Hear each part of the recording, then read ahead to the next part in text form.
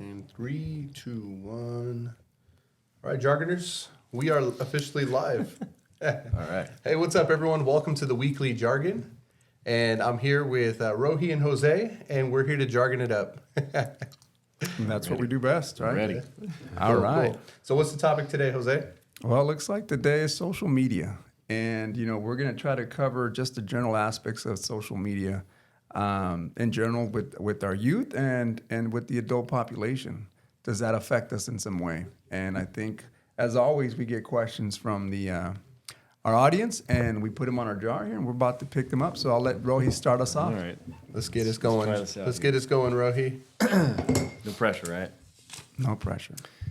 Should social media be protected by the First Amendment if it's used internationally?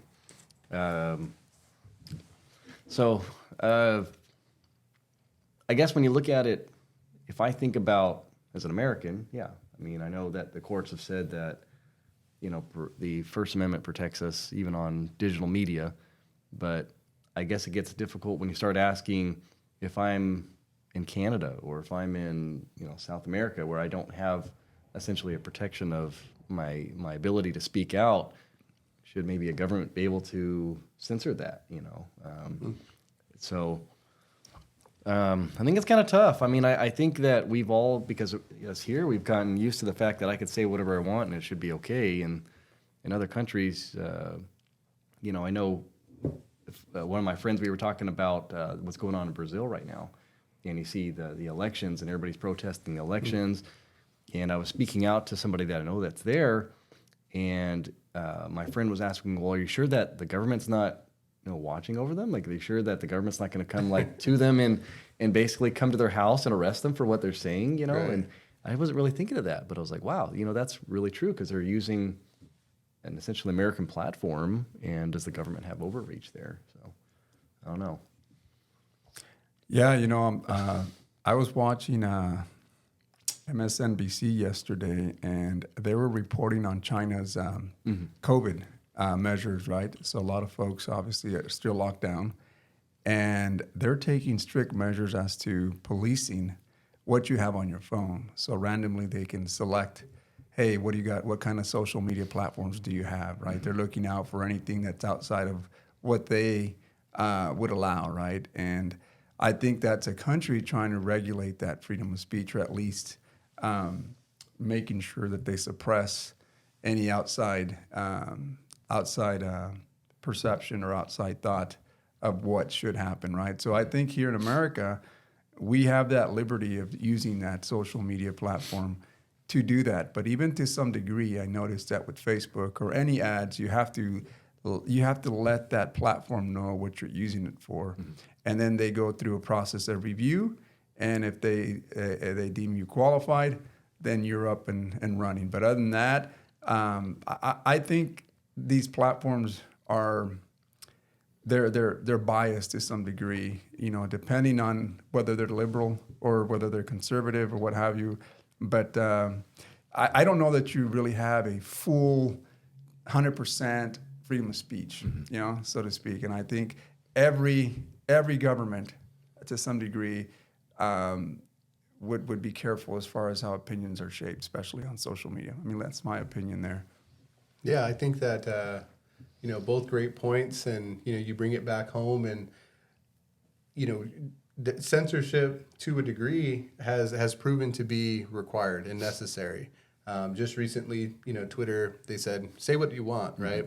And you saw some very ugly things being said on Twitter. Oh, I can say insert derogatory term, right? And people were just kind of firing off, and you started creating this momentum of hate, of racism, and that alone starts creating friction. And it's like, yeah, you have the freedom of speech, you can say what you want, but here's an example here on our own land where that's used in a very negative way.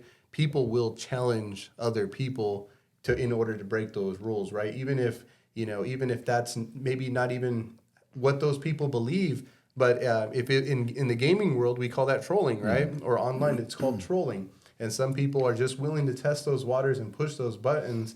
And so, I think that when we look at, we want to call it maybe propaganda, where we're, censoring things and keeping things from the people, to a degree, sometimes I think it is necessary because of that example that I just gave. I mean, the only thing I would say to that, I mean, as a counter argument would be, if you look at social media as a digital representation of my real life, if somebody was saying something that I disagreed with in a sense of like derogatory, I just don't associate with them. I Right. shut them out. I mean, I don't hang around them. I don't say, well, hey, let me call the police and say, hey, this guy is saying really nasty things about me. He can say whatever he wants, he or she. Right, right. So that's why I kind of feel like with social media that it shouldn't be there. Like, why should we say like, hey, this guy's going on a ramp. He's saying all these really bad things. Okay, just don't follow him. Right. Just don't listen to him. Who cares? And I think the argument to that is you're going to have followers of certain opinions, right? And that's kind of how social media explodes in a way. It goes viral, right? If there's something that's caught your attention or something that's, it's something that your subconscious doesn't really go out and say, but you hear it somewhere else. Okay, man, I've thought about that.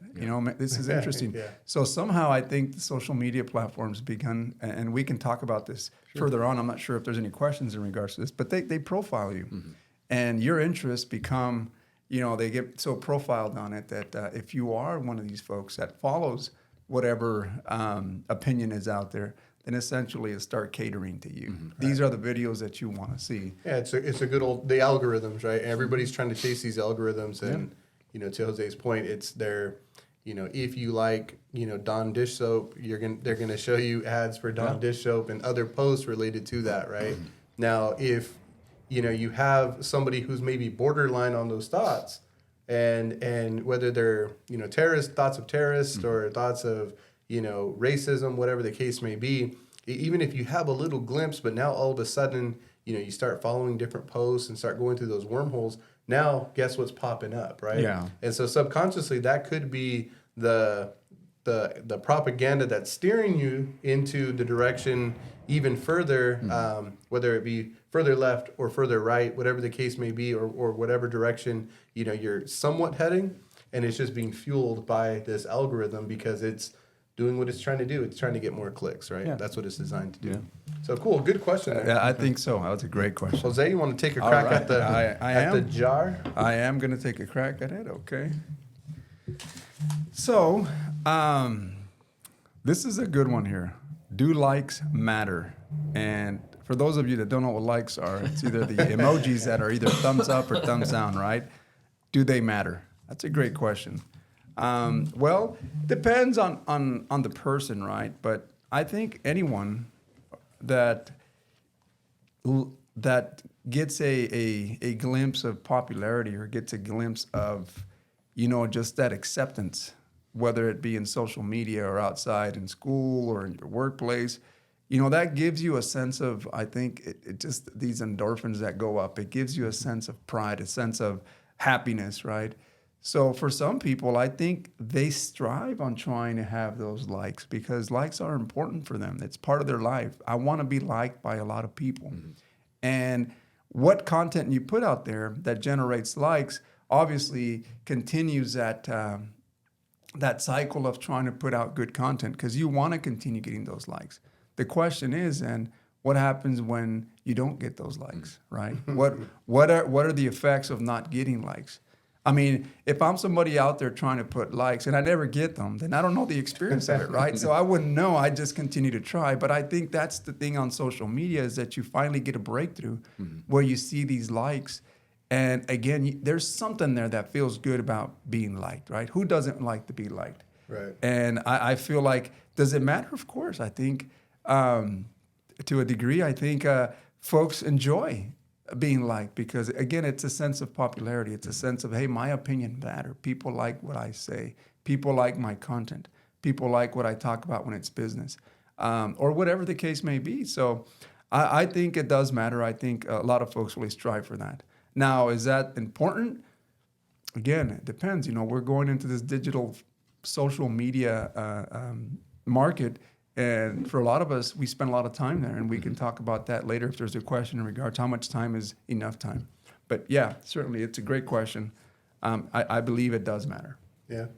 You know, I think in today's world where, you know, likes, we see influencers on social media, we see celebrities, they're actually generating an income thanks to those likes, you know, and we see, you know, your everyday folks, content, like I said, content creators, that they could be your average Joe people with a camera, and they just so happen to put out interesting content enough so to where they're getting the millions of likes, they're getting a bunch of followers, and now they're generating income on it. And because of that, it aspires everybody to kind of want to do that, right? Well, how do I gain that type of popularity? How do I gain that type of momentum to where I can stay at home and just create content all the time and make six figures? Because that has become a real thing, a real career, right? And so I think that we really do get caught up into that aspiration, kind of like shooting hoops in your driveway, right? You kind of have that sense of, you know, man, I'm in the big leagues right now, right? But just like the reality of, you know, not being in the big leagues shooting in your driveway, we have to understand that social media can be like that as well, right? It's very difficult to get those likes. And the more I'm on it, because you guys know I'm on it all the time, the more I'm on it, the more, you know, I kind of get to see those trends of like, man, I posted this and I get, you know, a couple hundred likes, but I post this and it's something that I put a lot of effort into, maybe work related, and you know, maybe you get a fraction of the likes, and it can be a little bit, you know, oh, man, do people not agree with this, you know? But when I post, and I mostly post for work purposes, I'm always like, likes don't matter, right? And because people get a little bit stingy with their likes, right? They're like, I'm not gonna like that. My like is valuable, right? And it's a real thing, and it is kind of crazy. So I'll post some great content. I know it's great. It has hundreds of views on it. I know people are watching it, but I have 15 likes on it. Like, wow, really? You go to the next barbecue, next social mixer, whatever the case may be, and you run into these people, and they're high-fiving you, telling you that you're killing it on social media and that how great your content is, right? What? You didn't even like it, you know? Like, oh, you didn't like it on social media, right? But it doesn't mean, likes don't always translate to the way somebody feels about it. Sometimes I think people are just a little bit, you know, stingy or reserved with their likes, right? So I don't know. I do think I do see the various different ways that where likes can matter for those individuals who are chasing that dream of being an influencer. But if you're using it for business, which I think every business should, don't get so caught up on the likes as, you know, as much as you should be caught up on the views. So I always look at it like, so one interesting, you say likes. I think it's interesting, platforms like Facebook and Instagram, that's all you can do is either you like it or you don't say anything. You look at YouTube, right. I get a chance to actually dislike it. Yeah. You know, and, you know, I know people that were starting to kind of get into the whole social media thing and trying to, you know, push their content. And I remember that, you know, they would push a picture or a topic out, and if it only got like 3, 4, or 5 likes, like a week later, they'd push the same exact thing. Right. You know, and it was kind of like almost like you could tell, like like you said, like they really felt this was something you should like. But maybe you missed it. Maybe you didn't get a chance to see it. So I'm gonna put it up one more time to give you that opportunity to see if you're gonna like it or right. not. You know, and you know, I think it to some degree, it's if you're the right person, it can be a motivational thing. Like I mean, like you're saying, like it's a confirmation that hey, yeah, I'm on the right track. I'm doing what I'm doing. But again, if you don't have that dislike, you know, you don't know, well, am I really reaching the right people? You know, if I have I'm putting out 5, 6, you know, things out on social media, everybody's liking it, I put this other one, I get a bad response. Well, okay, then I know, you know, I need to change things up a little bit. You know, right. I can't be so critical and say like, oh, boohoo me, it only got 3 likes. You know, give up. You know. Right. So I think it's tough, but I think we shouldn't be so scared to put the dislike. I don't understand why Facebook is so anti no thumbs down or Facebook has like the angry. They do have some emotions to it, right? The angry or the crying. Yeah, but it doesn't really. It doesn't really give you, like you said, the opportunity to oppose that message. Yeah, I mean, why can't I oppose? Right. Can we not have a disagreement? Do we all have to just love each other or just not say anything to each other? And, I think it goes back to that that question about, you know, is is this person acceptable? And what does that create when you start seeing all these dislikes and what have you? Like, to your point earlier, Abel, you talked about, you have good content, a lot of views, but a lot of folks maybe reserve and say, well, if I press like, that means I'm going to have to follow him, a lot of his content, right? And the same thing happens with YouTube. If you hit like, then it means you're practically subscribing for that. So then they'll start profiling that. And going back to those algorithms, I think people want to like, but and they know it's good content because I know there's a lot of good stuff when I see your videos out there. There's great content, and I like them when they come across because I think it's good material. People should know, hey, if you're looking for a mortgage, here's some good information, something that you may have not known. Here's some really good information. And what does it cost you to like it, right? And again, going back to Abel's, they're very stingy and reserved with their likes, but I think they probably see it as, well, if I like it, that means I'm going to have to follow.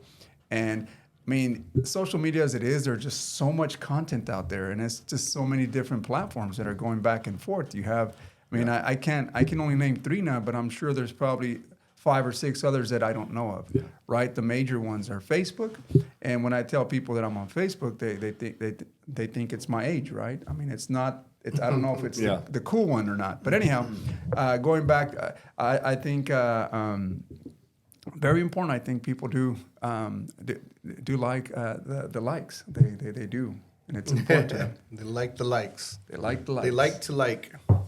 All right, next question here. We're going to keep moving.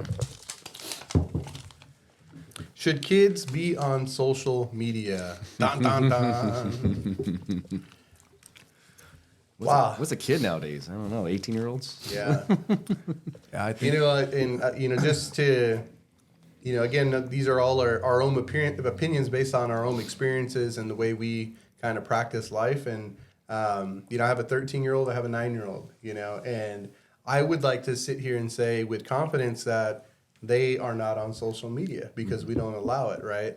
In fact, my wife locks up my son's phone. Very little that he can do. He can't even send pictures. No pictures can be sent from his phone. So, Rohi, I know you're not an iPhone fan, but that is a feature that iPhone does have on there, right? That we really like. So, but as much as I'd like to say that, my kid's not on social media, we forget what social media is, right? It's simply a platform that's online based. And so it may not be the Snapchat, Instagram, TikToks, or Facebook that they're on, but they are very much so connected with the world. Xbox, there are plenty of online servers, games that they play where they're able to interact, send messages, talk directly on their headset. If you have a webcam, they can turn that thing on and share video content, images, all of those things, right? And that was actually something that was very new to me. So for me, I don't believe that anybody that a child needs to be on social media, but even though I don't, I can see where when it comes to those Xbox platforms, I'm like, well, he's just hanging out with his friends. Mm-hmm. Oh, they just share common interests, right? And it's like, wait a minute, that's what Instagram, Facebook, that's what they were all initially designed to do, right? But we're a little bit more we kind of witness the bad stuff that Instagram and Facebook do because we're part of that, right? So if I was to probably spend more time in those chats, I'm sure I could easily find bad content, bad people on there sharing bad things and get really freaked out and say, wait, you guys can't play this either, right? Or do these things either. So for me, I think that 13, 14-year-olds, those are probably that's probably like that borderline where it's like, all right, well, now you kind of understand what's going on. You understand the dangers that are going on out there. Hear the possibilities, coaching them on, hey, this is what you could expect to find, and I hear my son, the 13-year-old, 7th grade, and they're always talking, oh, this girl, sent him a friend request, and then his other friend says, oh, it's probably a 40-year-old man, and I think it's that awareness that's very important, and I think it comes from us as adults being very open with them and kind of coursing them into the right direction. And so I've had those conversations with my son about, hey man, there's some weirdos. I'll show them news articles. Look at this guy. I think down in Atwater, right? He was a 40-year-old guy, and he was luring people in and kids in on online gaming and getting them to send pictures and things like that. And they luckily they busted him. But I think it's very dangerous for children to have that much access to the world. And so for me, I think, like I said, I think 13, 14 is barely that cutoff line to where they can start understanding and maybe have a little bit more defense mechanisms up. So, yeah. What do you think, Jose? Well, I couldn't say what's a proper age group, right? I mean, there's folks that start their kids early on as a pacifier, right? I mean, here's a phone, and here are these games that'll help you calm down because you're seeing something that's going to distract you. Obviously, the kid's crying for other reasons, right? He just wants attention. But we're so caught up sometimes we don't see those cues that are being presented. So we easily can give them a tablet, right? And that's an introduction to trying to get them in, easily involved in some type of platform that essentially be part of their lives, right? I know growing up, obviously our social media was more of the radio and TV, right? And that was the question. How much TV time should a kid have or a youth have, right? Because at that time, that was it. I mean, we had video games, obviously, back then, the Nintendo. They still didn't have connection to the internet at the time. It wasn't something big, but you had the Nintendo, you had PlayStation, Atari, and what have you. And these games became also a form of isolation in a way because you weren't really communicating with anybody else. But that was a concern back then. How much time should your kids be spending in front of a monitor or a TV, right? And it seems that that's the same question now with this generation, but there's more influence now with social media right now. You have more people giving opinions or providing information or influencing others. And, that has a big impact as a parent and trying to determine whether or not my kid should be already part of this here, right? So for us, I think we took, we felt that our kid needed a phone, right? Obviously, he's going to school, certain sports, and we thought he was responsible enough at age 13. And, to your point, I think as parents, you kind of determine, but the social media aspect of it, I mean, they were already through the pandemic, I think, this is where the Zoom came in, the other platforms that allowed kids to connect while not in school. And, just think about what that did for these kids that weren't socially active like they normally are at school. And I think this gave them an opportunity to at least be connected to their friends in some capacity, right? Some other platform. It's hard to say the age because, other parents may seem, hey, if you do your homework, you can have 1 hour of social media. And what that is, I mean, I don't know. Is Instagram the proper social media? It seems like TikTok is the big one right now that all kids tend to attract, right? And for me, I have to admit, and I come home and sometimes I want to see some videos and just trying to find something that gives me that satisfaction of, oh, okay, I saw something funny that was really good. I'm sure kids at some point, they're looking for that as well. When is too much? How much is too much? And as a parent, can you regulate that? I think we can to a certain degree. But to your point, I think you want to instill these restrictions early on so your kids can kind of, be social in different ways, not necessarily through the social media platforms, but, get out there, play sports, get out there, go with your friends, do something different that's not necessarily in front of a phone, right? Because then I think that does have long-term effects on a kid when their life evolves around just the social media, right? So I think the question asked, at what age? Is that right? Or It's just said, should kids? Yeah. I mean, should kids? Well, I think, like you said, I think once they start being a little mature, and I don't know what maturity is for some kids, but I think for my kids, I thought 13 was good enough. My daughter's now 12, and we're thinking of having her get a phone as well.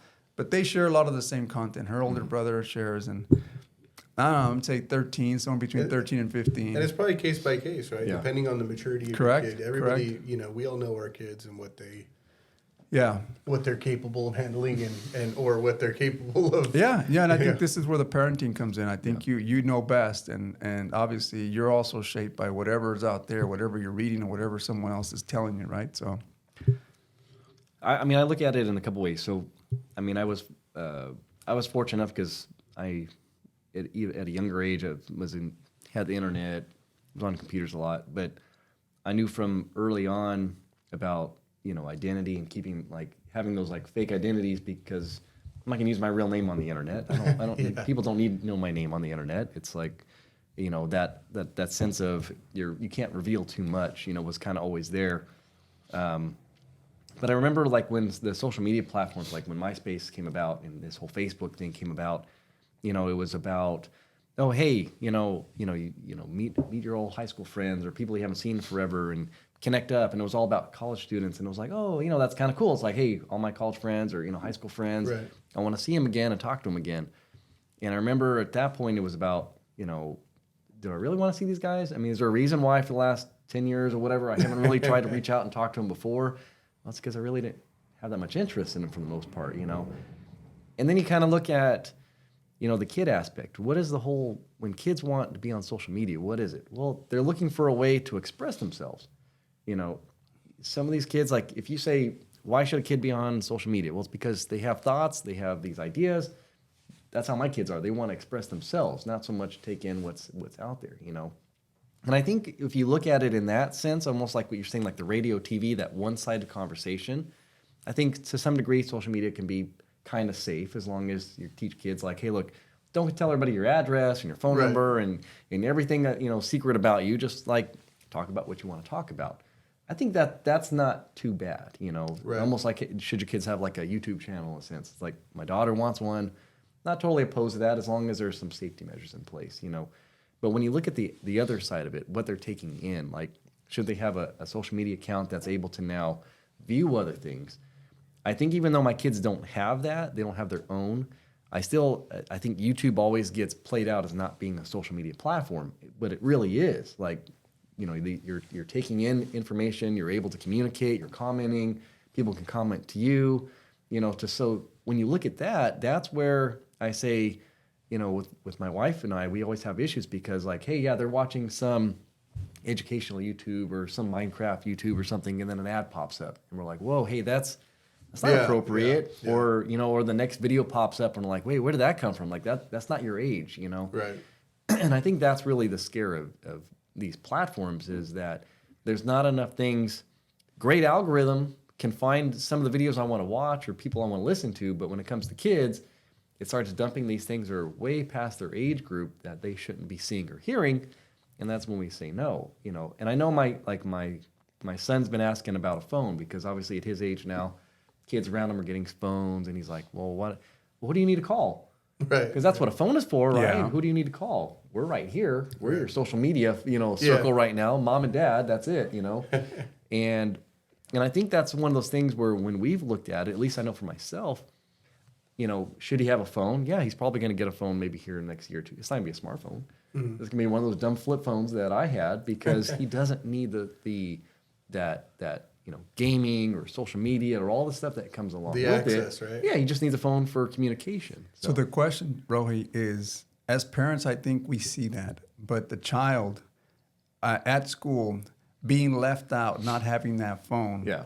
What does that do to that child? Because they're getting two types of education, right? I think one at home, because you're parents, and not to say that you're strict, you're just looking out for the best interest of your kids. But yet, in school, here he's exposed to everything else outside of the home. Well, why am I different, right? Why don't I have a phone? Why don't I get engaged in what they're laughing about? So does that create an issue for that child that doesn't have one? I mean, almost no, because if he doesn't have the phone, what does he got to go do? Yeah. He's got to go be friends with these guys, right? I have to go, hey, what's going on? I have to converse. But if I have my phone, I can just watch by myself. I'm back to isolating myself to that topic instead of engaging. The whole thing with news and TV, we get together and we say, hey, did you see what was on TV? Yeah, let's talk about it. We don't just watch our news and go oh, don't talk to me. I've already seen that article. Yeah. That engagement still needs to be there. And again, we just try to talk to them in the sense of, Okay, why do you need the phone? Oh, because I want to play video games. Well, that's not what a phone is for. We try to make sure we educate them that that's not what the phone is for.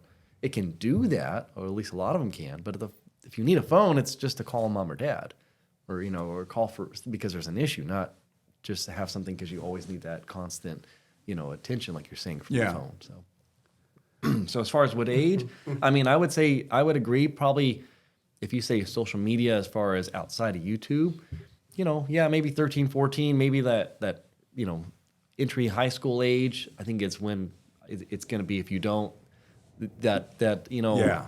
I'm not socially accepted anymore. But I think before that, no, I mean, I don't think they need it. So. And I think it's generation after generation. You mentioned, Nintendo without being connected to the internet. We've always these are similar issues that we've experienced all the time, right? And I'm thinking about when I was a kid. I couldn't watch Beavis and Butthead. Yeah. And there was a point where I can remember I couldn't even watch The Simpsons. And then you graduate and you finally watch The Simpsons, but then Beavis and Butthead, you can't watch that. Then it's like, oh, you can't, you stay away from MTV, right? And so there's always, I think we're, as parents, always going to have this battle with censorship to our kids in the attempt to protect them, right? Doesn't mean the kid's not going to get access to it. Doesn't mean that his friends aren't going to be talking about it at school, potentially exposing them to different things. But for me, if I can limit the amount of exposure and limit the FaceTime or the screen time, make it a little bit more difficult, then I think that that's a good route, right? That's a good start, rather than constant access. So cool. Let's get to the next question here.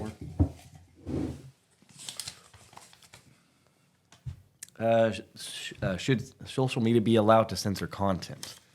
I think that's that's a fun one, because you hear, especially with the elections that came around, how and now that Elon's taken over Twitter, about how much control of what they were censoring and cutting out from what we saw. And I think that's kind of one of those key things that are interesting, because again, it goes back to, if you're a platform, on Twitter, on Facebook, why do you control it? Isn't it supposed to be open and see for everybody? Why do you get to say, well, no, you know what, Jose, we don't think you should see that, even though you really want to see it, even though you may be trying to find it, they're like, no, that shouldn't be there. I mean, I don't know. I don't think that the platform as itself should be a censoring kind of platform. I should get to choose what I want to see and not somebody else. So, maybe if there's a sense of censorship that's needed for graphic material or something that, is just not, or maybe a prohibited kind of content, but to say oh, this topic is too racy, we can't let you see it. Right. I don't think that's the job of the platform. So I'm sorry, that question again. And Should social media be able to censor content? censor content, yeah. Well, I mean, I love history, right? So I'd like to get back and look at the early times when propaganda or media at that time, and I go back during the Nazi era, right, where radio was big at the time, and maybe to some degree some video and film, but you'd have to crowd people into these theaters to be able to see the content that was out there that someone was shaping, right? And propaganda is exactly that, is to try to shape an opinion, to try to get folks to follow you in some way, right? And obviously with more graphics, video, and someone that's very articulate and can really express a message, really resonates with other folks. And I think this is where someone like Hitler really became very popular amongst the people, especially amongst Nazis, and having these sentiments on the Jewish community, right? So when I look at platforms today, whether or not they can be censored,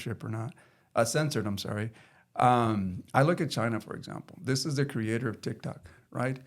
What do you think China does to, let's say, their population? Do you think to some degree they change algorithms to their kids as far as or maybe their population as far as what content they can and can't see?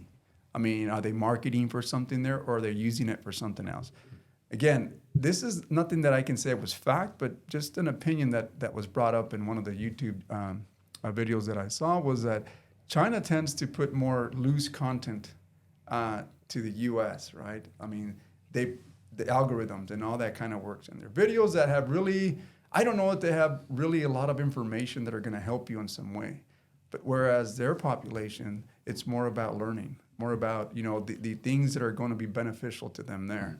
So I think platforms and owners of the platforms have a big influence on what message they want to send out. And the censorship, I don't know that you could really stop that because you're not the owner. Mm-hmm. You don't have control of what content can go in and go out. That's something that they have, and they could be influenced by the government. You don't know. I don't want to go down a rabbit hole where it says that, but what do we use social media for right now? Obviously, it gives us an opportunity to kind of socialize in different ways, right? And to some degree, again, going back to that censorship, I don't know that we have a lot of in that. But see, that's where I disagree. See, that's where it's tough. So, my business with guns is, obviously these platforms are based out of the Bay Area, so they're very, far left. And when it comes to my guns or talking about guns, we get flagged all the time, and they group us with selling drugs, prostitution, and doing illegal activity. I have a legal license. I should have a freedom of speech. Right? We're in America, freedom of speech to say and post whatever I want, and I'm not doing it in a hateful speech. I'm literally just saying, here's a gun, check it out. You're interested? Come buy it, because I'm a store. Flagged. You can't do that. It's against our policies. How's that against your policy? That's freedom of speech. Thought I get to say whatever I want. As long as maybe again, it's not derogatory. It's not graphic. It's nothing.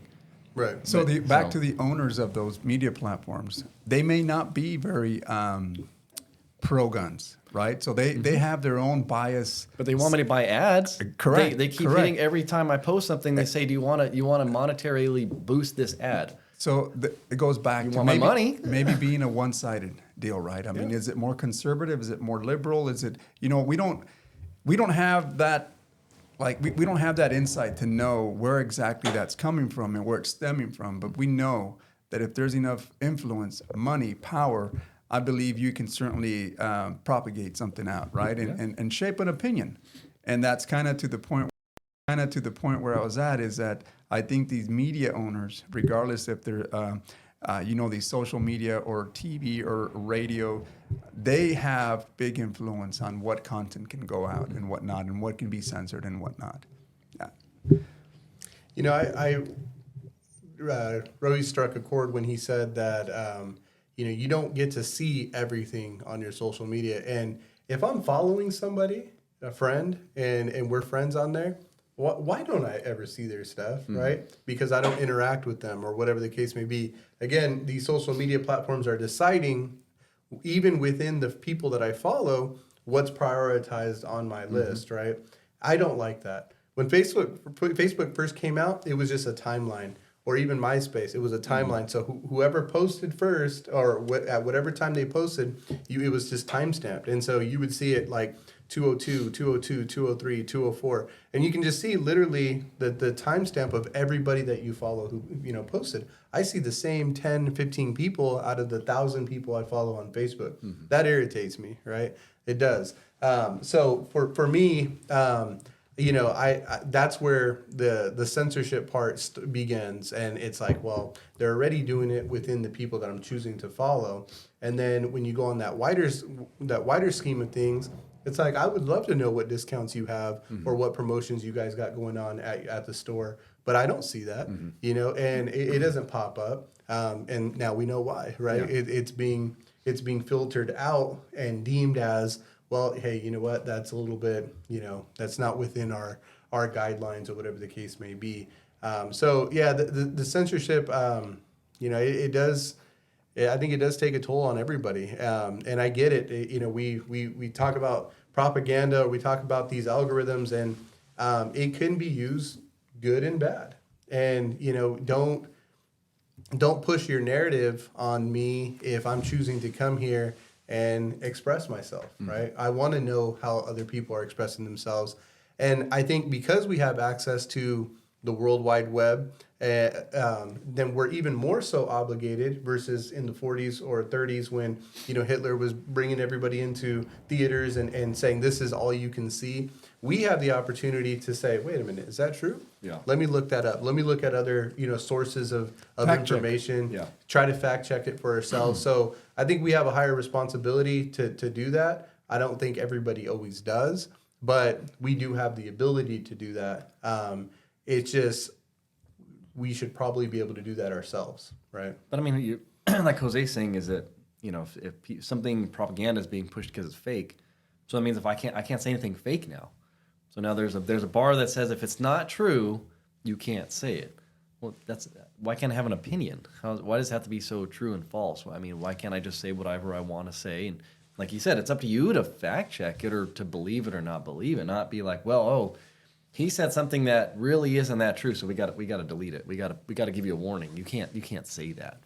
Fact checks say it's false. And almost like anybody nowadays, if you have an opinion, you're a conspiracy theorist, Yeah. right? Oh, you're chasing, you're reaching. It's like, no, I'm just thinking, Yeah. We're just trying to express our opinion, right? And a lot of times, like you said, they already have this checkbox of things whether or not this meets the fact check criteria, and if it's not, then obviously your content's not going to have any play in my channel, right? And that's unfortunate. But I know we got two more questions here to go. Let me go ahead and get one of these here. And is social media like an addictive drug? And I heard one. Yes. Yes, I heard one. But keep watching our show. Keep like and subscribe. This is That's right. The dope we're serving That's out. Take it. I enjoy watching YouTube. I think YouTube has really opened up a lot of doors for like just learning, right? You can learn classes in anything that you want to do, but then again, you can get into them deep opinions of other folks also, right? I mean, the economic growth, you can learn about social status, you can know history, what have you. So there was one YouTube channel that I saw, and the question that came from that is, where do the biggest cartels in the world reside, right? And to my surprise, when he answered that, again, this could be his opinion, he said they live in Silicon Valley. And he said Palo Alto. And I go, what? So he was referencing, of course, what his opinion was, that it was the social media platform institutions, right? Facebook. You have Twitter and all these other accounts, big platforms. And I started thinking, well, why would he say that? Well, social media is like a drug, right? I mean, it's very addictive. It consumes a lot of your time. You have to have it. So it has a lot of the same behaviors an addictive drug has, right? There could be withdrawals to it. And that's already been something that's been studied. Folks that don't have their social media, they get that anxiety or they get very irritated not having that dose of the social media that they have daily. So I totally believe, I mean, again, this is my opinion, that it is like a drug. It's done something to us where it's become very dependent. We become very dependent on that content that's out there. I had to wing myself out for about 30 days. I told my kids, I guarantee you that I can get off of that for 30 days. Was it hard at first? Yes, because you come home sometimes and, I'm not sitting there for hours, but I do sit there for the first half hour just going through videos. And again, looking for something that satisfies my something that makes me laugh or something that, but we're all looking for that. And sometimes it's just the same redundant stuff going over and over and over. And I don't find it. So then I don't feel like I'm satisfied. So then I'll come back another half hour later and I'll say, man, these videos are just not there today. But it keeps me coming back. It keeps me coming back. When I left it for 30 days, after like the 10, 15 days, I didn't really miss it. But I was waiting just to that 30th day so I can come back and say, oh man, this is actually pretty good, and have that laugh. So do I believe it's like an addictive drug? Certainly, yes. Your thoughts, Abel? Yeah, when you say into your phone, this ain't working, it's listening, and it's going to change up the content the next day. So keep saying that. Oh yeah, I'm gonna have to do that. But it's like, I've always kind of had this resentment to people saying, "Oh, you're on your phone all the time." Have a conversation, right? Being on your phone, I mean, think of the power that a phone brings you, right? Access to the entire world. You literally have everything at your fingertips right there immediately, right?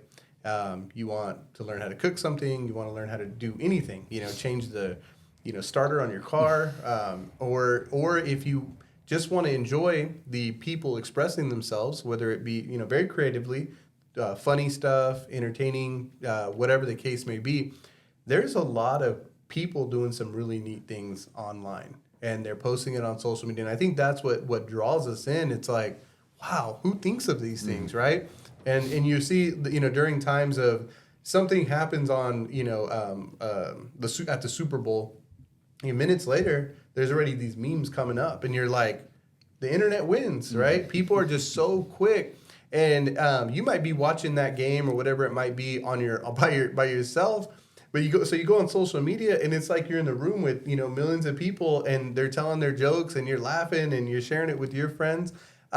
So even though yes, it can be very addicting, for me it's like, well, why is it addicting? Because it's so much information, and our brains are designed to absorb information and retain it. They thrive off of that stuff.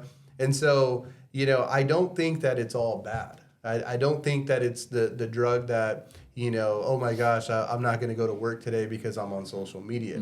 Now it can be, well, I lost my job at work because I crashed the company car because I was on social media. There could be little things like that, but I don't think it's that drug that like your typical traditional type of drug. I do think it's a result of humans just wanting and seeking more and more information and really thriving off of the content that's being put out there. And and there are people that are always going to look at the bad stuff and look at the negative stuff, and and it could be as a result of how they retain that information, that could be bad. But ultimately, I think it's the human trying to learn more and see what the heck's out there. It's made this world super small because of it. You can feel like you're in China, or what's going on in China, whatever the case, because everything's coming in, or at least what they're allowing to be put out. So I think you guys hit it. I mean, as far as you're talking about personal thing, and I think when I look at it as an employer, I see it as the drug, because I see it as, when I go check on the employees and stuff, that it's constantly, hey, you have to be off the phone, and you can tell, like, I can step back, and you can tell, like, there's that anxiety of, like, I need to get back on. I need another fix.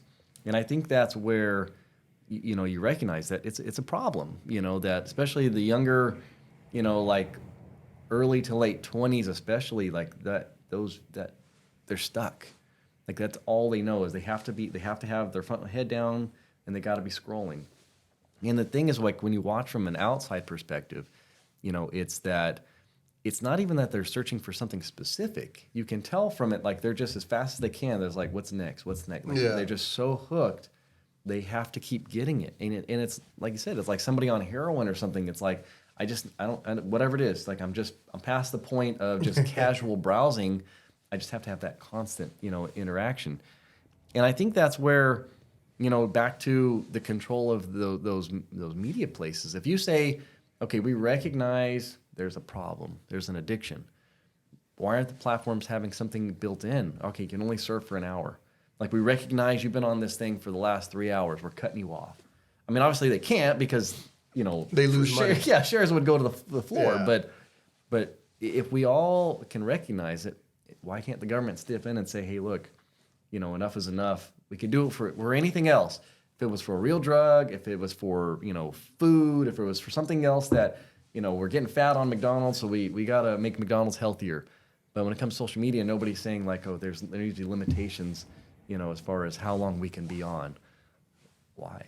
It is a drug. It's addicting. There's institutes you can go to for, the addictive nature to get off of it. So, Yeah. I don't know. I think that's the point, though. It's a business, right? And in any business, you can't regulate that business from making money. And they make money based off of viewership and the time spent on there. I hear it in the real estate industry all the time. Why don't they regulate home pricing? Well, because somebody owns that. and they're setting the price off of fair market value, right? If you're going to get $500,000 for a house, you don't want the government saying, "Hey, you can only sell it for 400." What? Where's my $100,000? You know, who are you going to supplement that? If you're a farmer, you know, you could only grow organic foods. Wait a minute, that's expensive, right? Who's going to supplement those revenue losses? So that's where I see the problem with that. It's like that's never going to come about. You're never going to get, you know, and then just as you know, as a business owner for yourself, you're saying, you know, well, why can't I post these ads? You know, you're preventing me from, you know, getting my word out about my advertising. I mean, you wouldn't if you own Twitter or you owned a platform, you wouldn't want them saying, hey, wait a minute, you can't, you know, you can't talk about these things, or you can't allow these people to consume your product, right? Yeah. Or if you're Starbucks, you know, hey, you have to limit people to 2 cups a day, or whatever the Yeah. case may be. So that's the problem I see with, you know, when we talk about regulations, right? Like, we can't. So, you know, I do want to make one last point there because you guys touched on it. Rohi, you said it, is that, you know, when I look at social media, I look at it like the pharma, right? And pharma is always looking to find a drug that alleviates some type of pain or some type of symptom. And they're designing this specific drug to hit that nerve or hit that emotion that satisfies you. And when I look at the development of social media, they're doing exactly the same thing. There's something inside of you that craves something from the social media.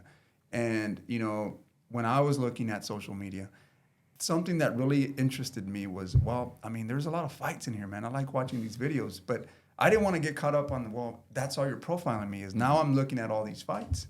And now I'm looking at all the UFCs. I'm looking at all this. For a while there, I was looking at a lot of basketball stuff, highlights from like Michael Jordan or Magic Johnson. For those of you that don't know, these are back in the 80s and 90s, Date right? yourself there, yeah. But you know what?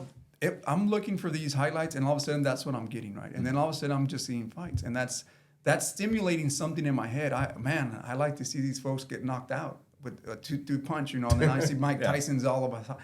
But for a while there, you start thinking, well, wait a minute, man. Why is it that I'm getting all this content now, right? But it's something that I want subconsciously. I guess I'm asking for it because I'm continuing watching it. And these algorithms go on the time watched also. If you spend more than 15 to 20 seconds, and it says it's something of interest. So they know what you like. You can try to hide it, Yeah. but they'll figure it out because somehow your profile continues to come back to this. And that's what they're going to feed you. They're going to feed you the drug of your choice. Some other folks may be something else. It might not be violence. It may be porn. It may be something different. I hate to utilize these terms, but it's true. The human, by nature, has certain, they want their fix. Coffee, for example, for us is something that every day, I drink it every day. I couldn't be without it because then I go through these withdrawals, right? So I think social media is like a drug to where they can pretty much prescribe to you a certain profile that fits you, and then this is what you want. But I mean, that's what, you know, years ago when Google was picking up, you know, their basically, you know, like their search and their in reach into your life. You know, I know a lot of people were like, what? My privacy. And I told people that, you know, for me, if Google can send me an ad that relates to me instead of like maybe a tampon ad or something that has no, you know, relevance to me, then that's great. That's really what I want. You know, so to some degree, I felt like years ago, I've always sold out to them. You know, I have my Gmail account. Well, they read all my emails, so they know everything about me, but it's free. Okay, fine. That's the price I pay. You know, every time I go to a website, if I go to a website looking for something for the next 3 days, it's showing me an ad about that product. Okay, yeah, and maybe it's just like you're saying, maybe it's going to influence me to buy it now. It probably will, but if I was looking for it, they know I have interest in it, or maybe they're going to show me something related to it. That was the whole point, you know? So, I mean, I don't disagree with their model. Now, sometimes there was overreach. I know a friend of mine, we'd always joke because we would have things pop up on our phones that we were talking about over our phone call. And we'd be like, hey, were they listening in? And it's like, well, yeah, but I mean, is it really irrelevant? I mean, we were talking about it. it showed us the ads related to that. Should we really be upset about that? Or should we just accept that, oh, I mean, it's just another thing that they're doing to kind of monitor us and like you said, like give us what we want to see.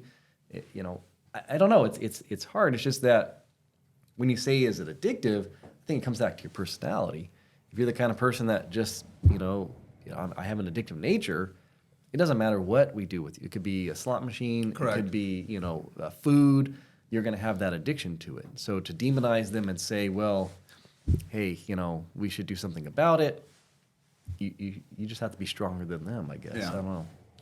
Well, this topic certainly could go round and round, but we're hoping we have some subscribers now, and we're hoping to add to that list. So if you're listening for the first time, please subscribe, or even if it's the second time and you haven't subscribed already, please subscribe. But probably most importantly, drop some comments. Yeah. Because this isn't a topic where there's closed answers and what we said is final. I think it was hard to answer. Give a straight answer for any one of those, right? Because they're so they're so broad of questions, and you can just kind of keep going through these different rabbit holes for sure. Yeah, and if you have any ideas on any future topics, drop them by. We love those comments because that's what kind of helps us shape our show, right? I mean, we want to shape our show to what the audience is being, what you're receptive to. If this Like is it, right? Like the yeah, video if you don't like it. subscribe, and that gives us the autonomy to kind of create these topics, kind of to cater to your request, right? So, with that, like it. Are we done? Yes, All right. we're good.